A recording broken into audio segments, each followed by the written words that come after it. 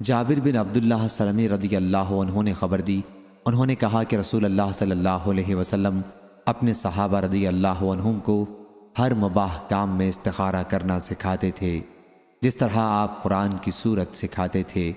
آپ فرماتے کہ جب تم میں سے کوئی کسی کام کا قصد کرے تو اسے چاہیے کہ فرض کے سوا 2 رکعت نفل نماز پڑھے، پھر سلام کے بعد یہ دعا کرے: اے اللہ، میں تیرے علم کے طفیل اس کام میں خیریت طلب کرتا ہوں، اور تیری قدرت کے طفیل طاقت مانگتا ہوں اور تیرا فضل، کیونکہ تجھے قدرت ہے اور مجھے نہیں، تو جانتا ہے اور میں نہیں جانتا، اور تو غیوب کا بہت بہت جاننے والا ہے۔ اے اللہ، پس اگر تو یہ بات جانتا ہے، اس وقت استخارہ کرنے والے کو اس کام کا نام لینا چاہیے کہ اس کام میں میرے لیے دنیا و آخرت میں بھلائی ہے، یا اس طرح فرمایا کہ میرے دین میں اور گزران میں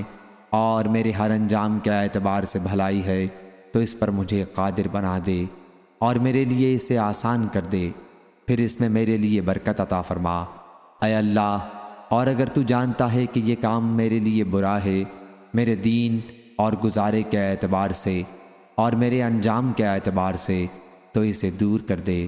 اور میرے لیے بھلائی مقدر کر دے جہاں بھی وہ ہو، اور پھر مجھے اس پر راضی اور خوش رکھ۔ صحیح بخاری حدیث نمبر 7390۔